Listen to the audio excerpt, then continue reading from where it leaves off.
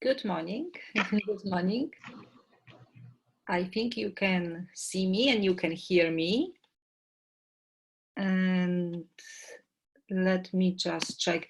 You may try to mute your microphone. Yes, okay. Let me close this. Okay, that means let's start the second session this week. And what we will do, we will talk about the infinite series. Okay, that means yesterday you had an introduction to chapter 11 and you know what sequences are. And today we will expand this topic. And as you probably noticed, based on my Monday email, and I think the front page also I updated. I will also run like a recitation, like a practice session today at 9 p.m.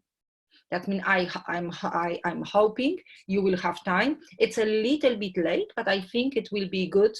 I can give you some positive energy before the bedtime. That means from now on, every Wednesday at 9 p.m., we will try to practice, try to focus on just the quiz and exam type questions. Okay, we will focus and we will practice. Then you will master your skills, and I believe you will be more than successful in this classroom. Okay, that means I'm trying to like help you a little bit more to narrow the material and to focus on the important stuff. I mean, everything is important, but it's lots of material, and then you may think that it's like so many stuff to remember, and I will try to make a nice systematic session for you. Okay, and also the morning one is also the nice sessions too. Okay, that means infinite series. What we will do, I will look at my other screen. I hope everything will work. I can keep my camera on for maybe for a while. Okay, thank you, Alan. Thank you.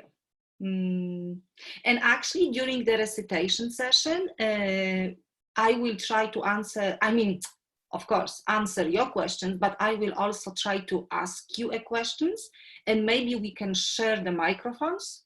Hopefully, we will see. If it's too chaotic, we will maybe switch off, but maybe we can try to share like the microphones and maybe even the cameras. Then I will see you. Okay, we will see. We don't have to, but maybe we can make more like I would like to involve you more. Okay, let's see. Infinite series. That means what we have.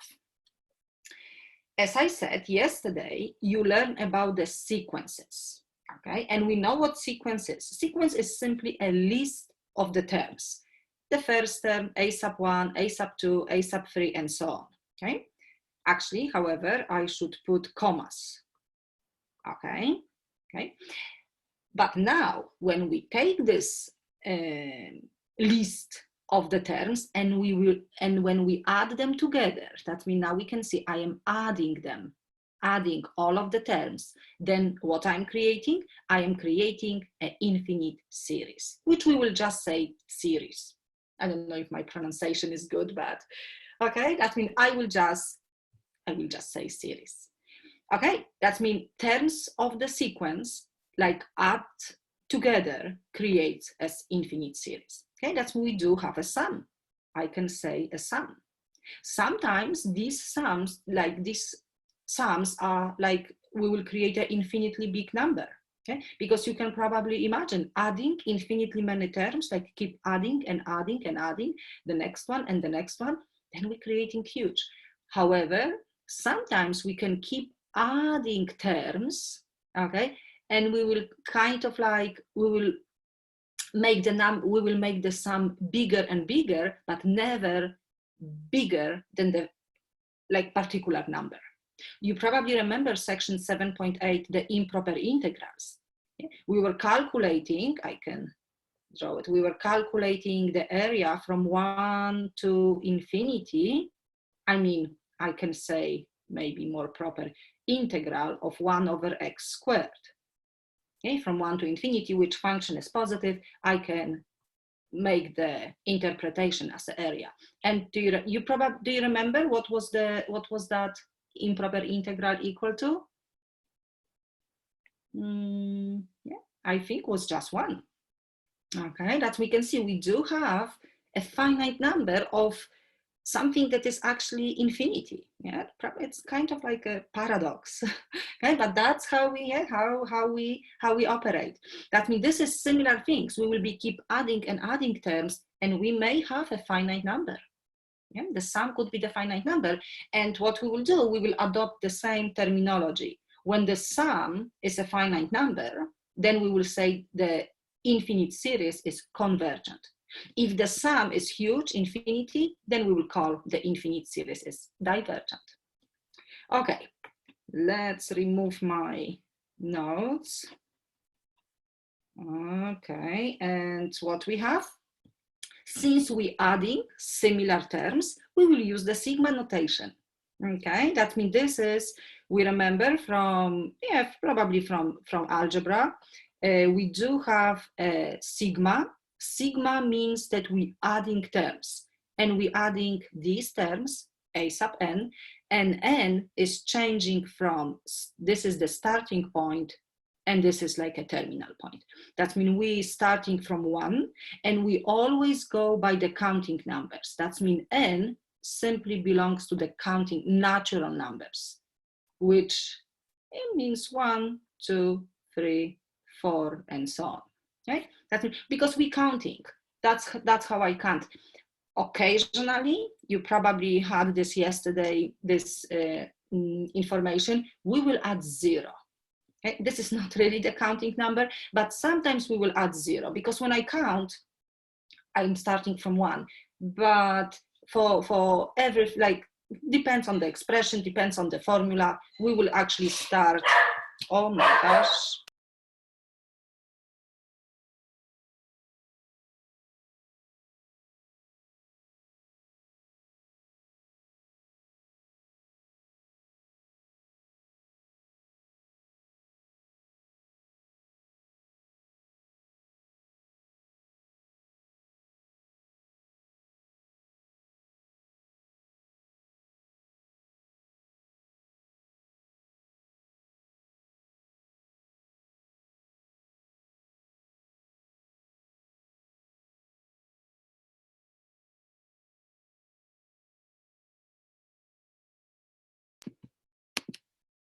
I am back. I'm sorry. I just, of course, you're doing something, and now yeah. Okay, I'm back. Okay, that's me. Let's focus. Sigma notation one more time means that we adding terms, starting from 1 and going to the infinity. We may use the notation without any like description. That means you always have to assume that we're starting from 1, which this will be a sub 1 plus a sub 2 plus a sub 3, and so on. Okay, that's what we will. And as I said, sometimes we want, instead of n, to put 0, but that depends on the expression. Okay. And now, as I said, we have to think about the sum of infinitely many terms. Yeah? And you will probably think it's always huge, infinity, always divergence. But let's investigate. For example, this one. When you will see a sigma, a summation from 1 to infinity of n. And we can see, as I said, we will replace n with 1, and then 2, 3, 4, 5, and so on. That means this is basically the sum of the counting numbers. And I did put the formula for you, because I don't know if we remember, this is actually defined like that. If we would like to add, like, for example, 100 terms, yeah, we will be not adding 1 plus 2 plus 3 plus 4. We can use this formula. N is 100, that means I will have 100 times 101 dividing by 2. Okay? And I don't know if you know the little, like a short story, where this formula come from. You probably know the mathematician Gauss, Carl Friedrich Gauss. Okay? When he, it's the story, and I believe it's true, when he was little, his teacher, I mean, probably he was in the elementary school, his teacher asked the class to add the numbers from 1 to 100. Yeah, like 1 plus 2 plus 3 and so on. And of course, she thought that like the students will work, I don't know, for hours. But of course, one student raised the hand and gave the answer. And she was, of course, surprised. And of course, that was the famous mathematician, Gauss. And what he did, he actually, I can possibly write, he put like 1, 2, 3, 4, 5, or maybe I can put like, and then he put all of the numbers, let's say 97, 98, 99, and 100, okay? Then what he did, he took the same numbers and he reversed the order. 100, 99, 98, 97, and then 1, 2, 3, 4. And let's see what's happened. What's happened when I add all of the numbers? What is 1 plus 100? Can you type for me? Of course, 101. What is 2 plus 99? What is 3 plus 98? That means he realized that he will always get 101. How many times we do have that sum, 101? How many of those 100? That means we have 100. But when I multiply these two numbers, we can see I double my problem, and I don't wanna have double value. I will just simply divide by 2 to get what was the original question. Okay, and that's we can see 100 represents n, and 101 represents n plus 1. That means now you can have whatever numbers, you have to put a number times one number more and then divide by 2. And that's the nice story and nice proof of this formula. Okay. Okay, but for example, what is the point? The point is, do you think when I will like keep increasing the value n, I will have this sum big or I will have small? What do you think? Will this sum be like a huge, will give me huge values, or big or small values? Of course, big, right? Because I can say 100 times 101, 1000 times 1001, divide by 2. That means I'm really getting huge values. And then,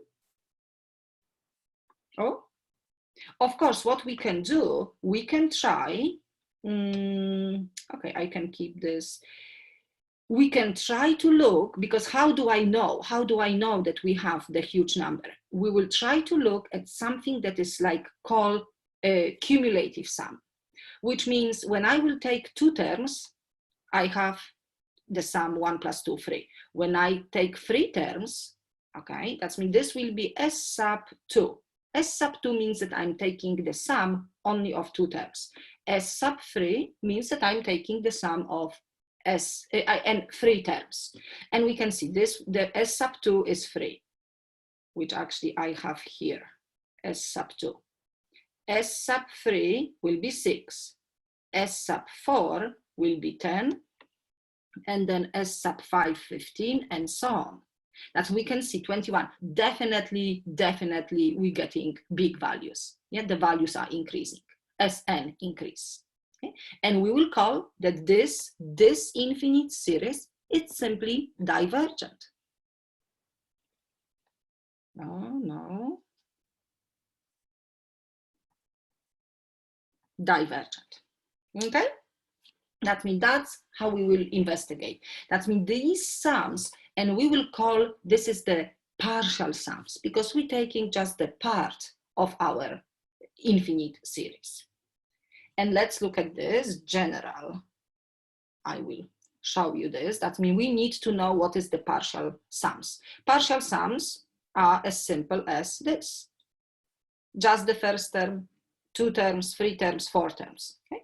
That means I can actually divide S sub n, and S sub n means that I'm taking n terms. That means we can see I just need different like iteration, different labels. Now my formula is changing from I equals to 1 up to n. And n could be the finite number, 1,000, 1 million, 2 millions, I don't know. Of course, could be infinity, okay? But that's, at least now we don't really see the symbol infinity, and we have from 1 to n, okay? And we will call this partial sum. That means partial sums actually forms another sequence. Yeah, that means S sub n is the new sequence, because this will be a number, this will be another number, and we can see we're not adding the partial sums. Yeah, that means the partial sums are actually a new sequence. It's just the list of the terms, S sub 1, S sub 2, S sub 3. And we have to look how this sequence, the new sequence, behaves, which means we have to look how this number S sub n behaves at infinity. And if we're getting S a finite number, yeah, we know that the infinite series is convergent. Okay, this will be the S is the sum of the entire infinite series. Okay, and we may have the situation that that S is undefined, it's like huge infinity. Yeah, then we know we will call the infinite series divergent. But S will be the sum. Okay? Of course, if the limit exists, this will be the sum of the infinite series. Now, what is interesting, looking at these numbers, the partial sum, I can even come back for a second, this one. You can see this was the partial sums, 1, 3, 6, 10, 15, and so on. And they look like kind of like a random numbers. I don't know if I can find like a connection between these two numbers and get maybe some formula, because the really good, like convenient situation is when I am looking at my partial sums S sub n, and if I can get like any mathematical expression, because having a formula, I can compute a limit.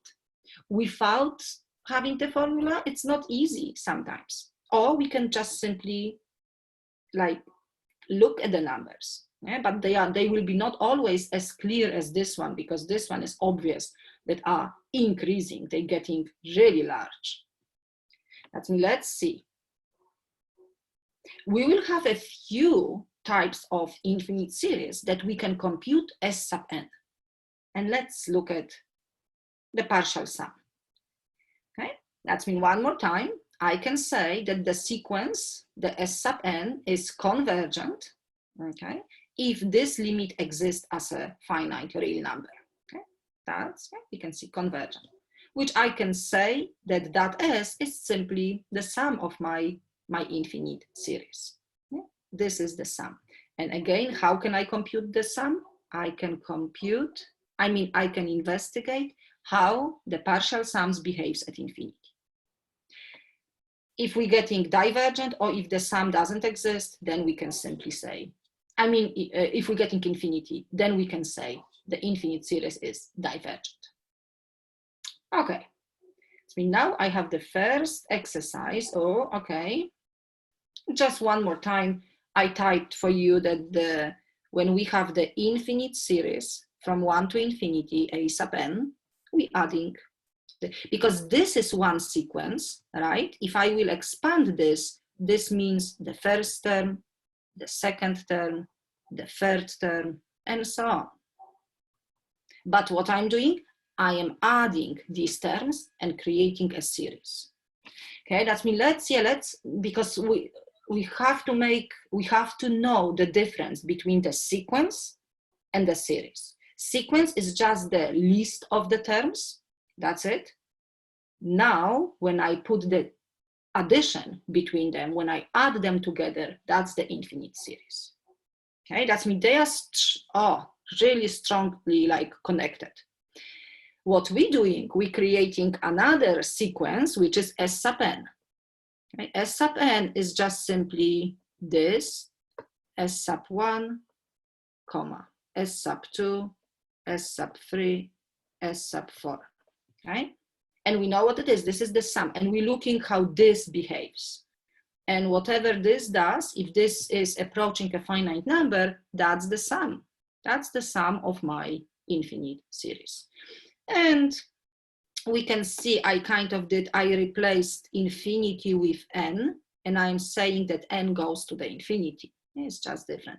And then I have my limit notation, and sigma, the expanded form for the summation from 1 to n, means this, from 1 to n. Oh, actually, I shouldn't maybe type this. Yeah, just up to n. And n goes to the infinity. Okay, I think this is just how we can get the sum. How can we investigate if the sum of adding infinitely many terms exists? Okay, too much talking. Let's look at this. This is one of the important summation, I would say, infinite series. That means let's investigate what is happening. What we're doing? We're just adding 1 over 2, 1 over 4, 1 over 8, 1 over 16, which you can probably notice is just, that's the powers of 2. Okay? So I can say this is just, oh, can I touch the screen? It's 1, that's another 2 to the power of n, we're starting from 1 and ending at infinity. This is 1. And we can see I have these 3 dots. This means that I'm going forever. Okay, that means this is my infinite series. If I will put again commas, then it's just the sequence. Okay, this is just the sequence.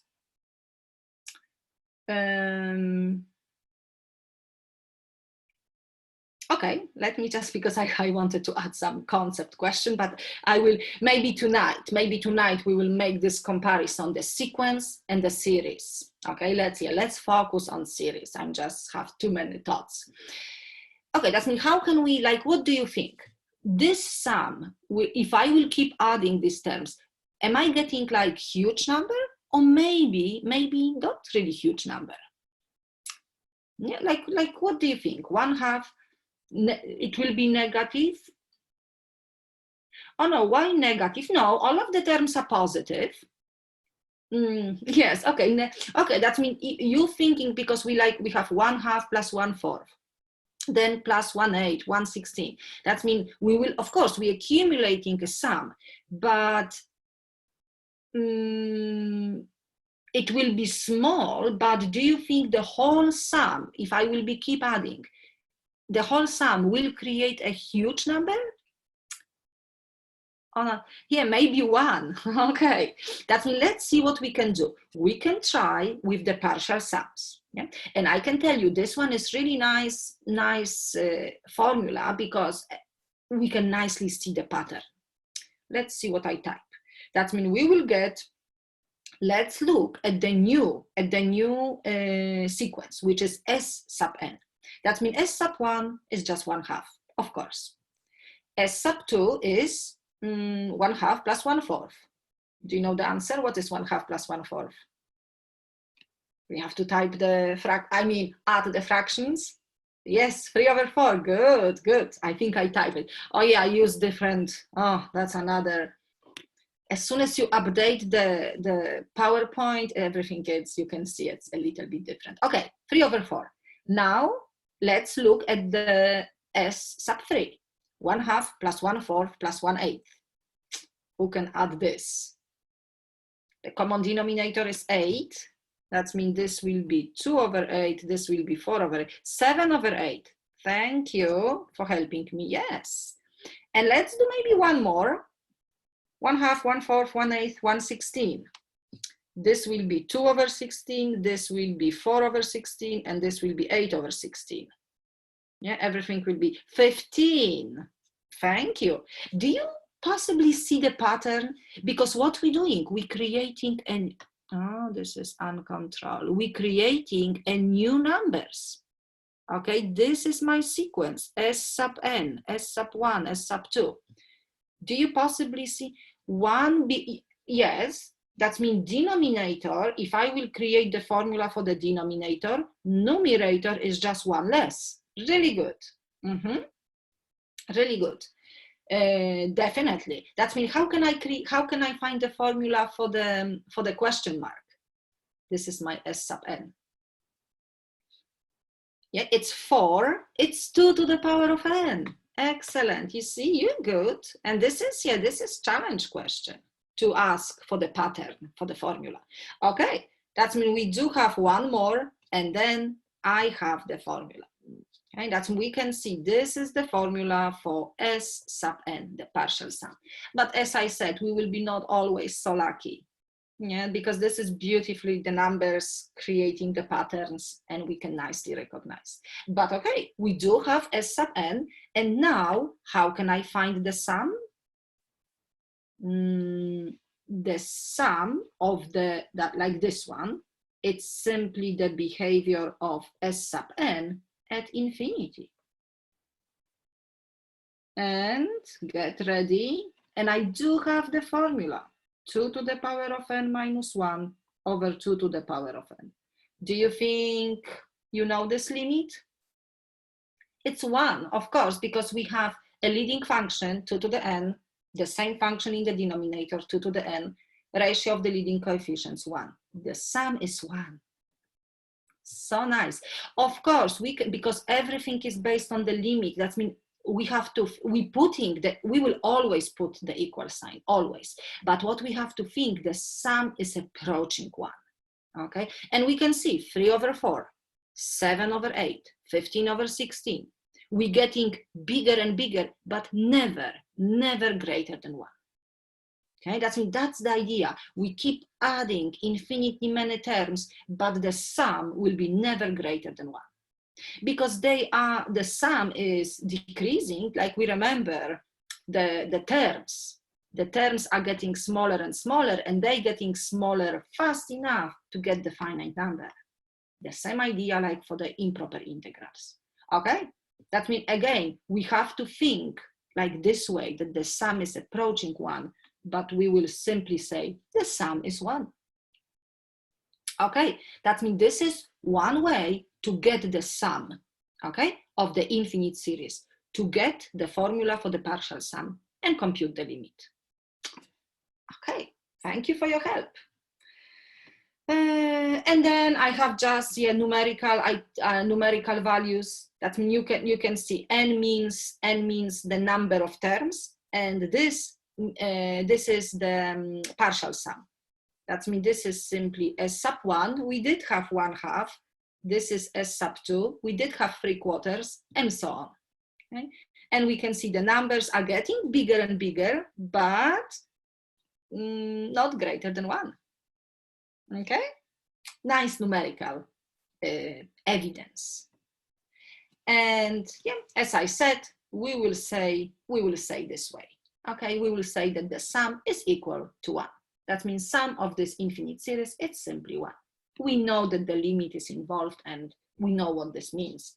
Let me come back. You can see this is my 1. Yeah, we will be adding and adding, and we will probably never reach 1, but almost 1.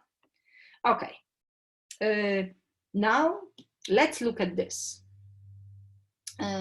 One of the really important type of the series is geometric series. We will call geometric series. It's like a geometric progression. We did, probably you remember something from algebra, but don't worry, I will try to explain everything from the scratch. Geometric series. That means when we will see the sum, the summation of the terms, and the terms are related to each other at some way. That means we can see this. Let me put the whole slide. That we have A, the first term, then we have A times R, and then again we're multiplying the second term by R, then I'm creating R squared, and then again I'm multiplying the third term by R to get the fourth one, then I have R cubed, R4, and so on. Okay? And of course, this one I can also think it's R to the power of 0, if I would like to have a little bit of pattern. But the first term, of course, it's called the first term, which I don't even put A sub 1. This one means the first term, obvious. I mean, it's written as a first, at the first place is the first term. And the quantity R, we will call common ratio. Okay, common ratio. That means common ratio, it's R. And how can I compute this common ratio? Like, for example, you will have the list of numbers, which will be not nicely like you will have just the numbers. Yeah, like, for example, you will have 2. I can write something. Okay, you will have 2, 4, 8, 16, 32, 64, and so on. Okay? That means, do you think this is the geometric series? Does these numbers, yes, they have the common ratio, because what is important? How can we recognize if the infinite series is the geometric one? If we can find a common ratio. And how can I find the common ratio? I can, for example, take two neighbors, two terms, a sub 2 divided by the one term before, or a sub 3 divided by a sub 2.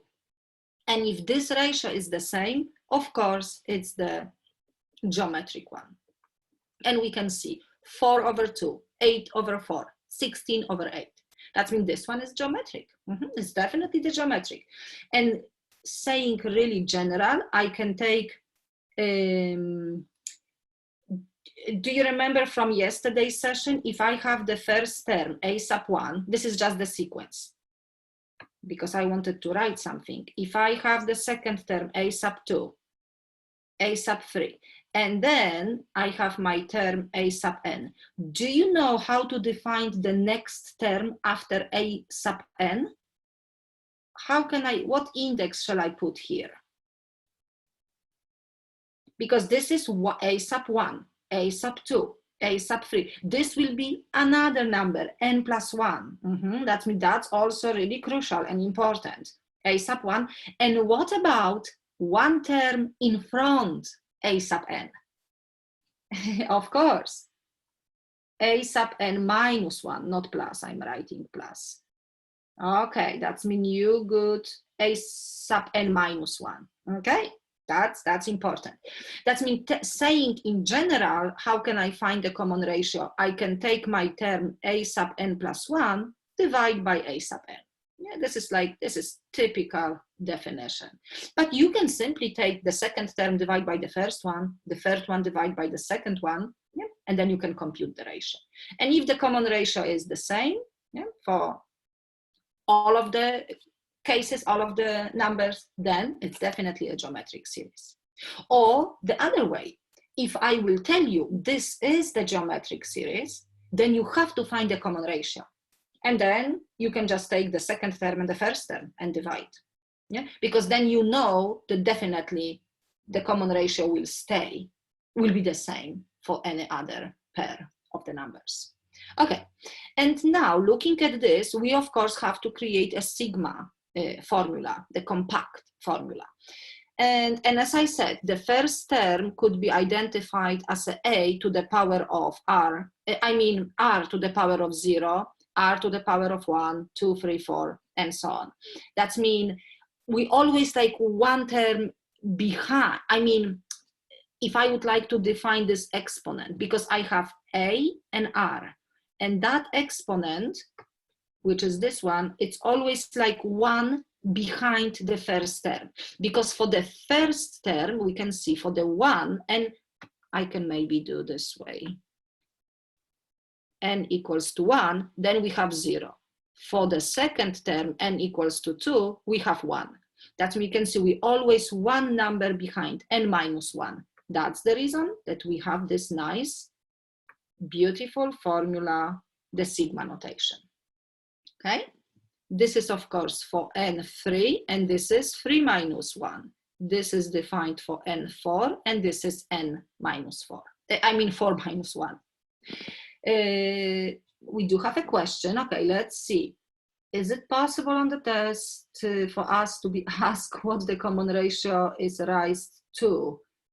For instance, when you give us r squared, you want, oh, no, let's see, no, we will not really, I mean, you definitely have to know how to find the common ratio, okay?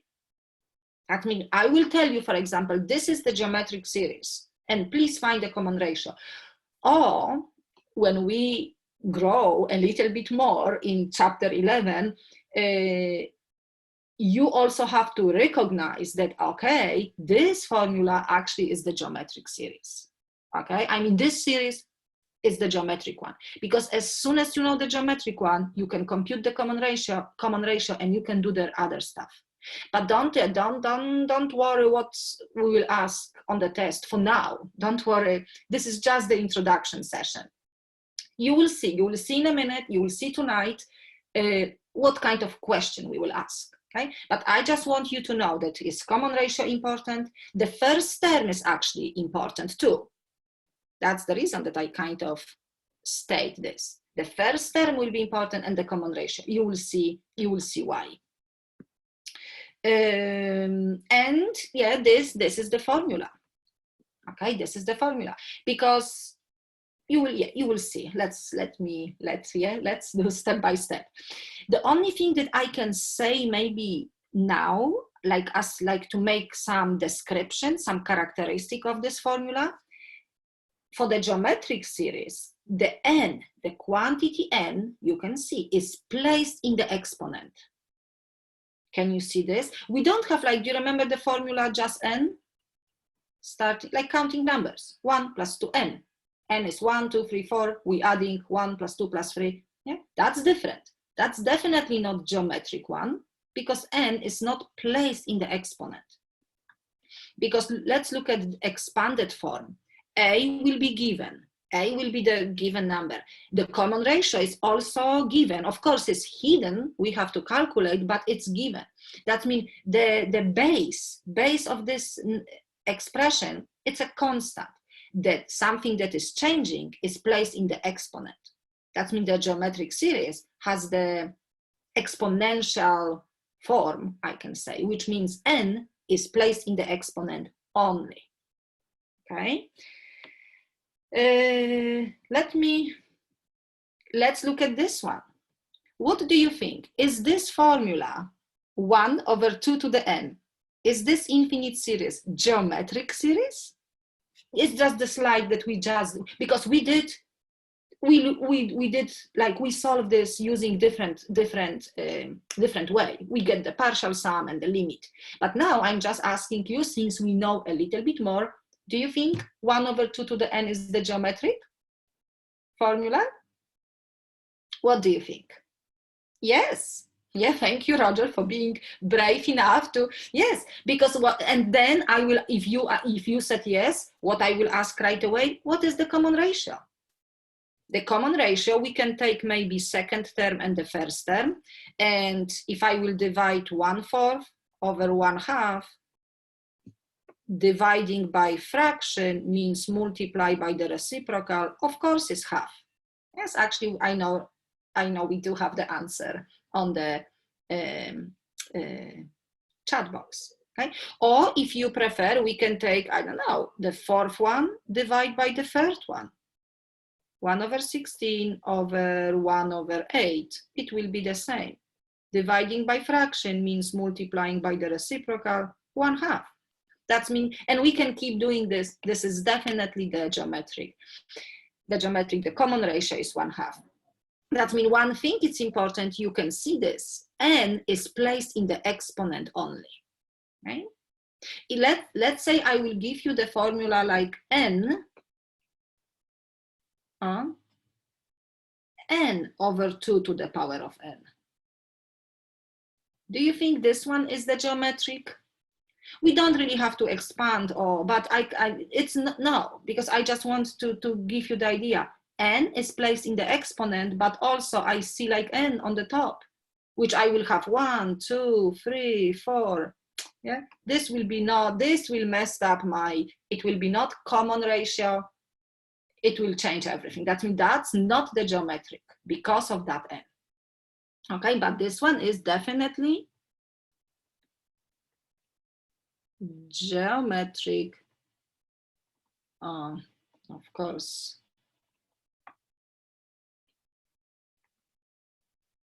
no, and the common ratio is 1/2 because it's always worth to give. This is not the geometric, yeah? That's not the geometric. Okay, that means you know how to recognize the geometric. Really good. Okay, but now I will not prove it. I think I have the proof, but I will just give you some information. Now because the important question is this is the geometric series convergent or divergent? Which means when I will keep adding the terms, I'm getting the finite number or I'm getting a huge number. Let's look at this one. Do you think this one with the common ratio 2, what will be the, what number I will accumulate? Adding 2 plus 4 plus 8 plus 16 plus 32, of course huge. That means this, with this common ratio, it's this infinite series, which actually I can probably say 2 to the power of n. Yeah, that's the formula. It's definitely divergent. Okay, one more time, let's come back to the slide before. Do you think this one is convergent or divergent? We investigate this, yeah, we did calculate. It's definitely convergent. Yes, thank you. Thank you for, okay, I can say convergent. Okay. Oh, and the common ratio was 1/2. That means what I can tell you, the common ratio, since I'm like repeating this, it's really important indicator, like we can tell right away if the geometric series is convergent or divergent. Okay? The common ratio must have a certain value. We can see if it's 2, we got divergence. If it was 1/2, convergent. That means probably I can show you, oh, this. Oh, this is a little bit wrong. This should be, okay, let me explain. It's just my typing. Okay, that means having the geometric series, okay, and of course the common ratio, the geometric series is convergent if and only if the common ratio, the quantity R, is between -1 and 1. I just rewrite without the absolute value because I know that we don't like absolute value, which means absolute value of this number is always less than 1. Okay? That's how we have to read. The quantity must be between -1 and +1. Then always the sum exists as a finite number. I mean, will not exceed the finite number, but we can say exists as a finite number, okay? Which means it's convergent. And we also really lucky with the geometric series. As soon as the common ratio is between -1 and 1, we know that it's convergent, and we can actually compute the sum, not looking at the partial sum, not looking at some limits, just using this formula, which of course is the result of the limit, okay? But this formula is like A means the first term divided by 1 minus common ratio. But we can only use this formula if the common ratio is between -1 and 1. Between -1 and 1.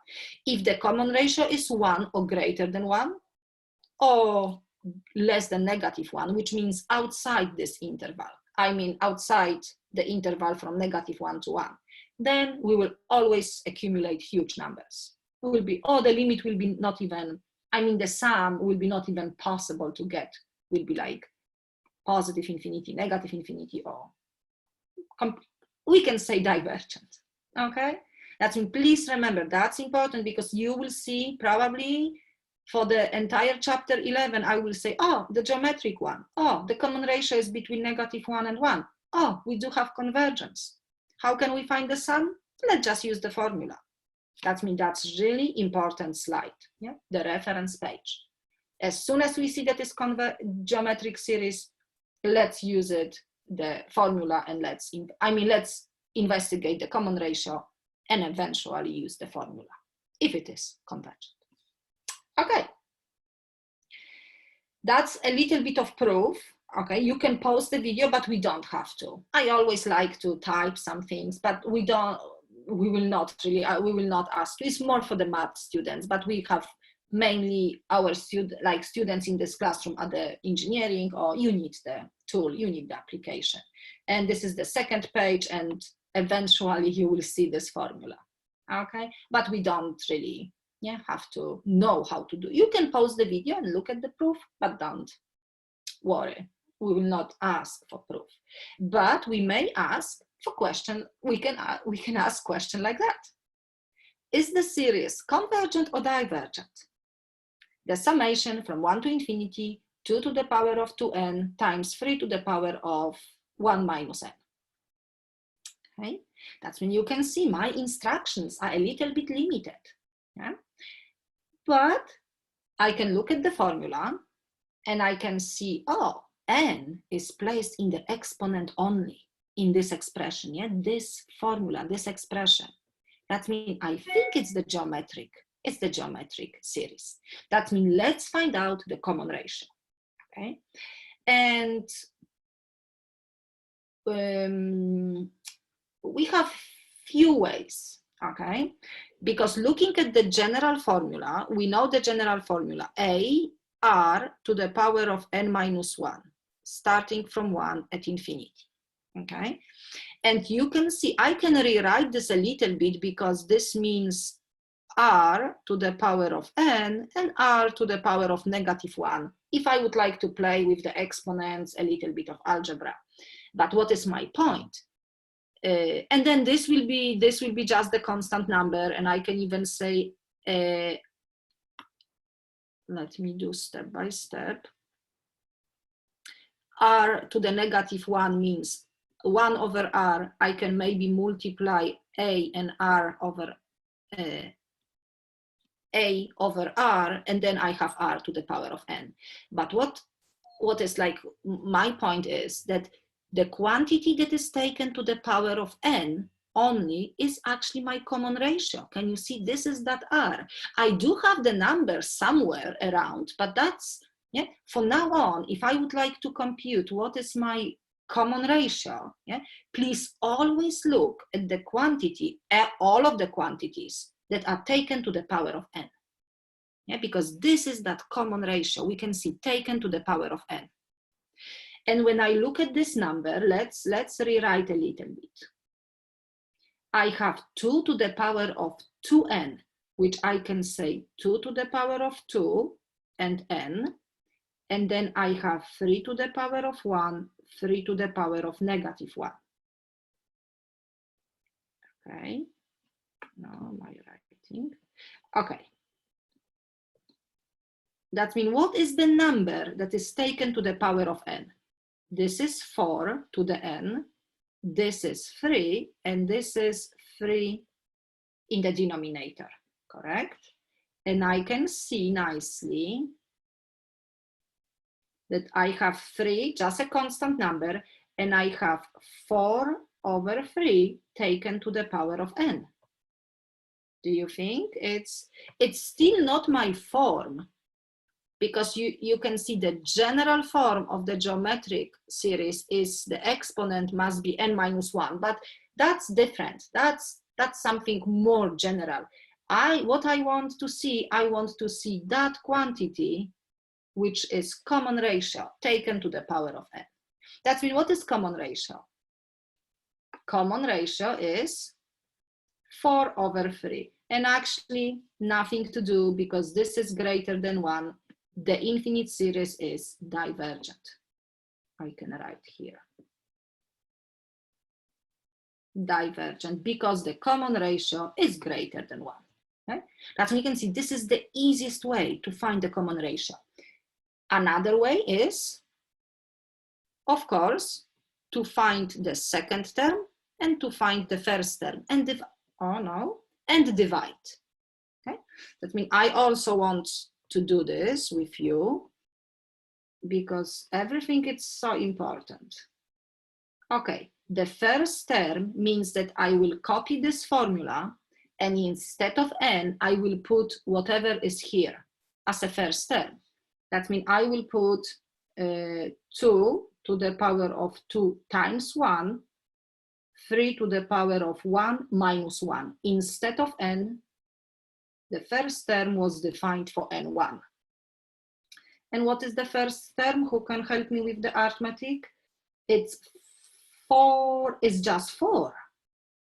Am I right? Because this is 2 times 1, it's 2. 2 to the power of 2 is 4. And this is 3 to the power of 0. Okay, 4. Let's compute the second term. The second term is defined for 2.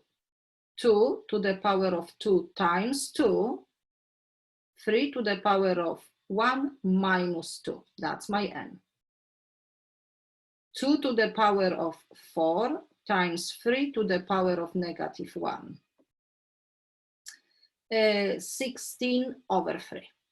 Okay, and now I will take 16 over 3 divided by 4. 16 over 3 divided by 4 means multiply by the, something wrong, means multiply by the reciprocal, 1/4, 4 over 3. Yeah, we can see that's the common ratio, which actually we've got right away. That means you have two different ways to find the common ratio.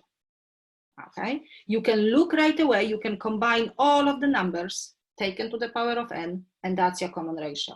Or you can find the first term, the second term, and divide. And you know how to find the terms, because that's also important. Yeah? Because we need lots of like small things at the beginning, and then we will put everything in action. Should we ever not do? Of course, like I wish when you will do this, the red part in the middle. Oh, I wish that you will tell me right away, what is the common ratio? Okay, I mean, you will tell, I will ask you, you will tell me the ratio. You don't really have to do, but what is also important, we will sometimes, I will ask like the question, what is the first term? What is the second term? And that's how I did the computation. Then you have to like, I will say, oh, the first term is 4. And you will say, looking at this, you will say, how do you know that is 4? Of course, I substitute instead of n1. Okay, that's how we still have to know where the numbers come from, like where the 4 come from, and 16 over 3, for example. Yeah? But to get the common ratio, of course, the most efficient way. Yeah. Okay, and I can show you, I know that it's, I can tell you probably I'm not even halfway through this section, but okay, let's see, maybe I can split this section because it's so important to know the small things. I can show you the exam type question, okay, for this one. This is some part of the solution that I did. You can, but it's, yeah, it's, we know that it's divergent, but the question that you may see will look like that, okay? Determine whether the series is convergent or divergent. If it is convergent, find the sum. Okay. That means for now, we don't know many of the types of the series. That means you can probably guess, oh, this is definitely the geometric one. But when you will have the list of lots of different like formulas, different series, you will like, yeah, you could be lost. That means one more time, what I see, looking at this formula, okay, I see n only placed in the exponent. -1 to the power of n, 2 to the power of n, 3 to the power of n. Excellent. The only thing that I'm a little bit worried is that addition. Because we didn't have really expanded form, we didn't have addition, subtraction. Okay, that means what we can say, what we have to do, we have to split this. This is the geometric, but actually to be more accurate is the addition of two geometric series. And I will summation from 1 to infinity, -1 to the power of n plus 1 over this, and then addition, summation, the infinite series, 2 to the power, no, to the power of n minus 1 over 3 to the power of n. Okay, That's me now, excellent. The first one and the second one are definitely the geometric one. Okay? And what we have to do, we have to work with both of them, and hopefully they will have a finite number, and then we can add them together. Okay, that's me. Now the test for you. Who can tell me what's the common ratio for the first one and what's the common ratio for the second one? What is the common ratio for the first geometric series that we see here? Can you see right away? What numbers are taken to the power of n only? Yes, it's -1 and 3 in the denominator. Oh, my writing. -1/3. Excellent. Okay, what is the common ratio for the second one? Yes, because it's 2. Of course, we have additional like coefficient, but 2 to the -1, that's something different. Probably the first term will be affected, but not the common ratio. 2 is taken to the power of n and 3 is taken to the power of n. Whatever I will rearrange, this will not change. Excellent. And we can see this absolute value of this is less than 1. Absolute value of this is less than 1. Okay? Both of them are convergent. Since both of them are convergent, we can use the formula. And I will tell you now, next time I will ask, probably this evening, I will ask, it's A1 minus common ratio. A1 minus common ratio. And that A means just the first term. For some reason, we're not writing A sub 1, but this means is the first term. Okay? The first term. Okay. One more. That means we can substitute everything, but you will tell me what is the first term. I can maybe use different color. And now it's the moment that I said, what will be the first term of this infinite series? Who can tell me? A sub 1. It's just 1? Oh no, we have to take the formula. Maybe I can write here. I have to take the formula -1 and 3, and instead of n, we have to put 1. 1. That means this is -1 to the power of 2 is 1, 3 to the power, it's 1/3. Thank you, Roger. That means this will be 1/3. Okay, I can use blue. What about this one? What is the first term for the second infinite, the geometric series? 2 and 3 to the power of 1, 1 minus 1. That means the first term is 2 to the power of 0 is 1, 3 to the power of 1 is 3. 1/3. Oh, actually the same. I didn't even realize. Okay, that means let's compute, but we have different common ratio, which means we will have different sum.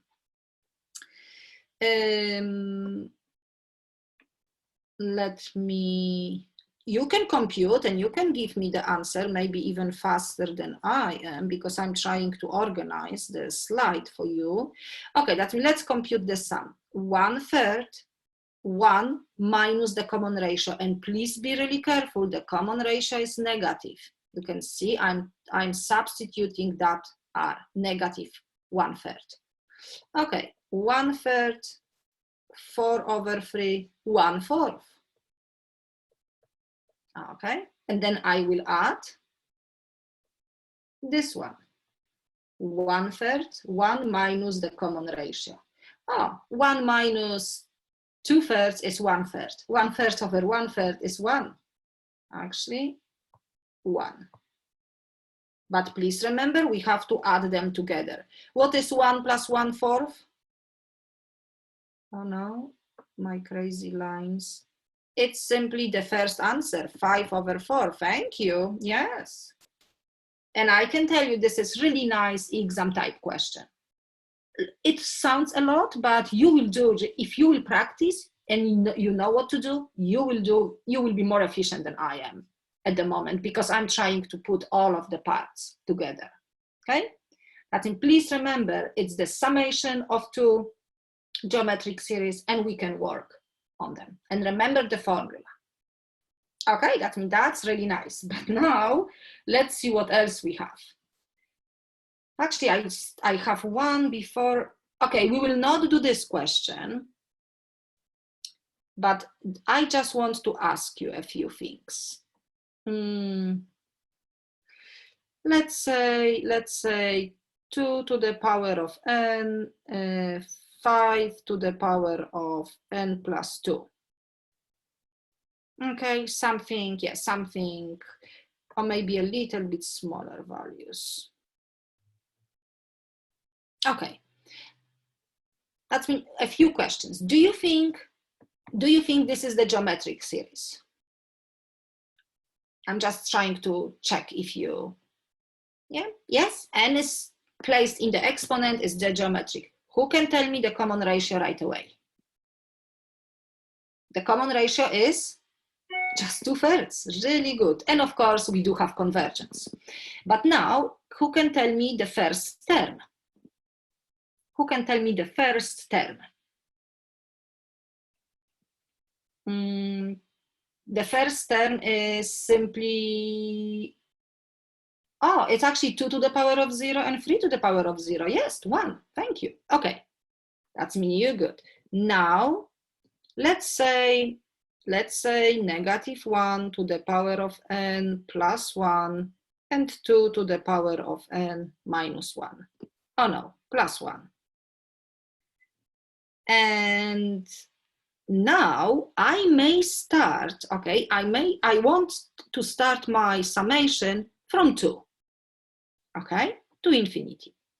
That means again, the thing that I'm starting my summation from 2, it's not affecting the geometric series, like in terms of the common ratio. No, that means this is still the geometric series, we can see. Please tell me the common ratio.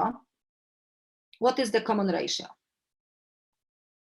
What numbers are taken? It's -1 and 2, -½ really good. Of course, convergence. And now, who can tell me what is the first term? Because this is my main question. Oh, Eric is giving us, yes, that means you can see the first term is actually defined for n2. This is my point, that we have to be always really careful.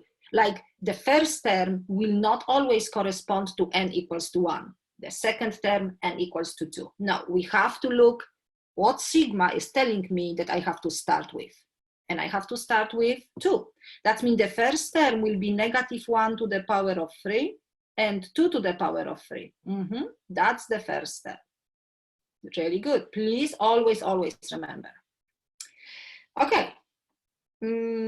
That's not, we will not do this question because it's X, but we have to do this one. Because this one is the second type that I would like to introduce. Do you think you can stay with me like 10 minutes? And I will finish. I still didn't finish. Okay, that means what I will do, I can, because I don't want to have really long session.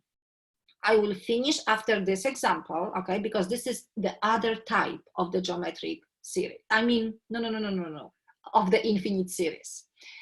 And then we still have a few properties which I can probably put the short video, and I will just put as soon as we finish the session, and then I can put for you. But we will meet in the evening and we will practice everything. That's why please, after the session, watch the additional video. Okay, no more talking. My instructions are a little bit more direct, but it's okay. Normally I will say, determine whether the infinite series like this one, it's convergent or divergent. If it is convergent, find the sum. But we actually know that it is convergent. Okay, but my first question is, do you think this formula, 1/n minus 1/n plus 1, is this geometric series? It's no, really good, because n is not placed in the exponent. Really good. That's our like signal. It's not a geometric. Okay. That means this is actually the second type that I also want you to recognize. And how can we recognize? First of all, we see the difference. Okay, we see the difference between two terms, okay, in the formula. And both of the terms, the first term and the second, are kind of related to each other. Yeah, we can definitely see they are really similar. That means I can say that both of them came from the same sequence. That means if I will have a sequence 1 over n, the next term will be 1 over n plus 1. And then 1 over n plus 2, 1 over n plus 3, or maybe I can put 1 over n minus 1, 1 over n minus 2. Yeah, that means that's the sequence. 1 over n, 1 over 1, 1 over 2, 1 over 3, but using the n, that's my terms. And I can keep going this way, and I can keep going this way. 1 over n plus 1. That we can see I have 1 over n and 1 over n plus 1. That means when you will see the difference between two terms taken from the same sequence, yeah, this is a special, we have a special name, I will tell you in a minute, but this will be another type of the infinite series. Okay, first of all, let's try to do some work with this, and then I will give you the name. Okay, but please remember, that's the name to recognize the difference between two terms taken from the same sequence. However, the terms, they don't have to be the neighbors. I can have the difference between this one and this one, for example. Any, okay? I can have difference between this one and any terms taken from the same sequence and making a difference. And what we have, when we realize that this is the pattern, that's the formula, in this case, we will try to find the partial sum and then compute the limit, how the partial sums behaves at infinity. That's mean what we have. Okay, let me type for you. That means we know I can divide my partial sum as a notation, as a summation, and let me use I instead of n, from 1 to n. Yeah, because partial sums means that I will be adding the first term, the second, the third, up to n, okay? And then I will have, I'm just replacing n with I. 1 over I and 1 over I plus 1.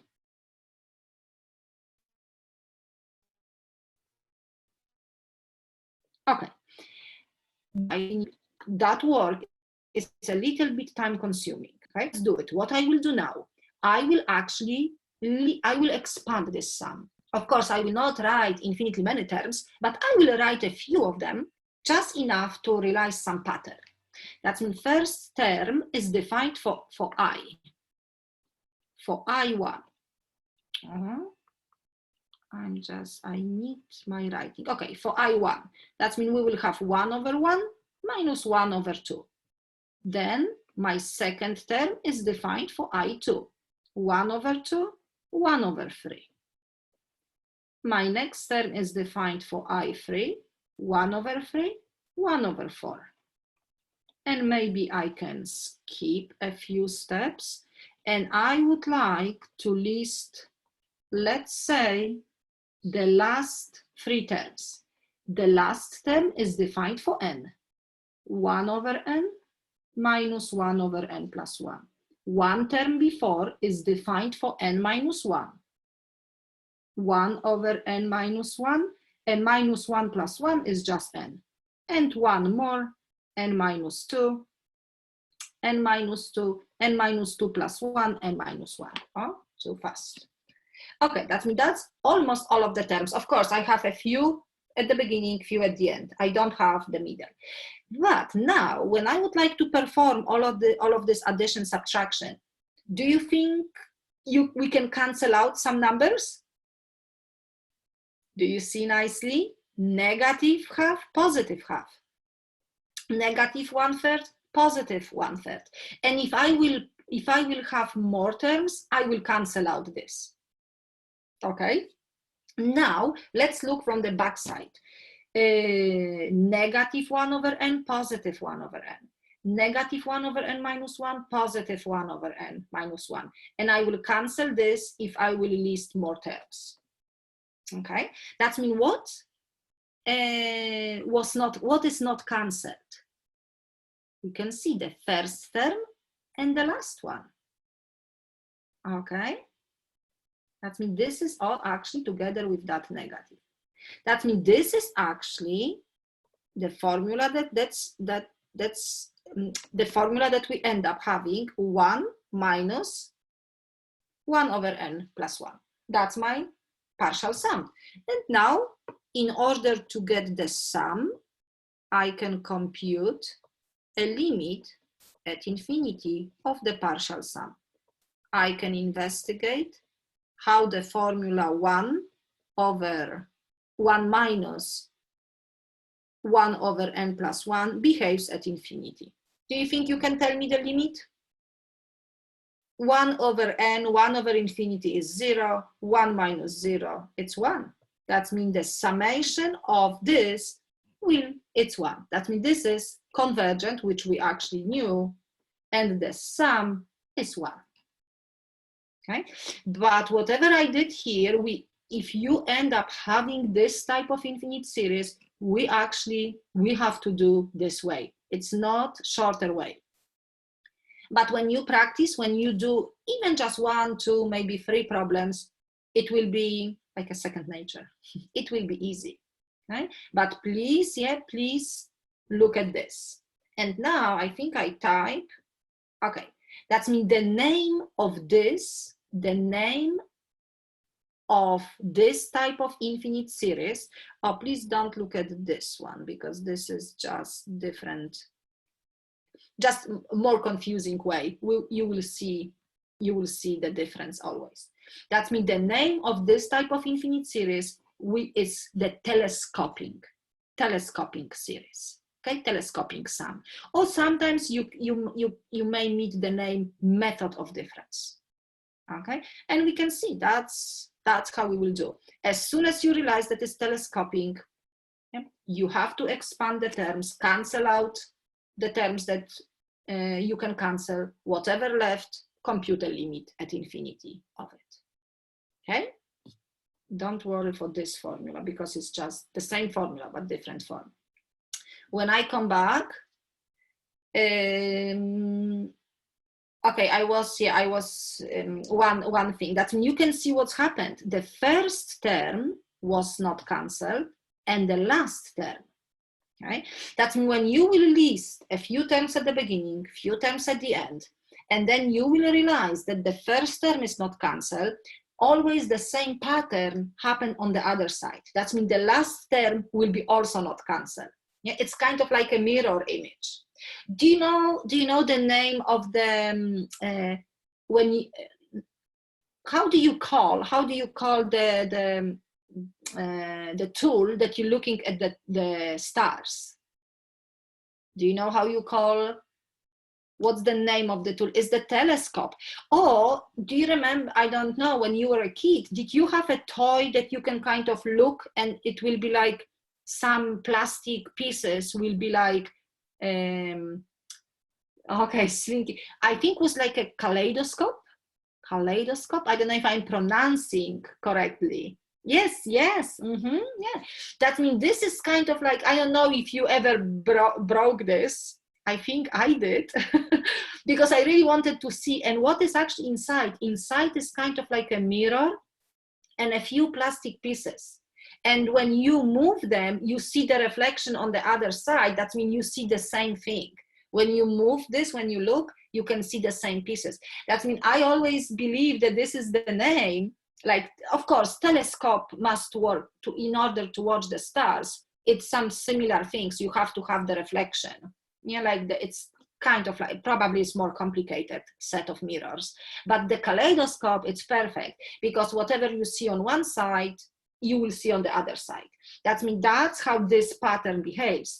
When you will practice this and you realize, oh, I didn't cancel that term, the first one, it's obvious that everything will be canceled, but not the last one. It's like a mirror image. Okay, the same happened. Let's say we will not cancel the second term. Then you will not cancel the second from the back. Yeah? We will do one example in the evening today. Yeah, that maybe I can pick different terms, but that's always the case. That's the reason that it's telescopic. Okay, that means you know the geometric one, you know the telescopic one. And as I promised, this is my last slide. And okay, that means I will start my session, like you can leave, of course, and I will start the session with the harmonic series. Okay, that means I will explain this. Okay, I will not keep you long. Thank you for of course being with me, and please attend the evening, because maybe the extra credit will be available. If you will answer some questions, or maybe give me some questions, I want to give you a few, just a little bit, but always worth to have a little bit of extra points. Okay, thank you for now, and have a great day, and see you in the evening. Thank you. Thank you.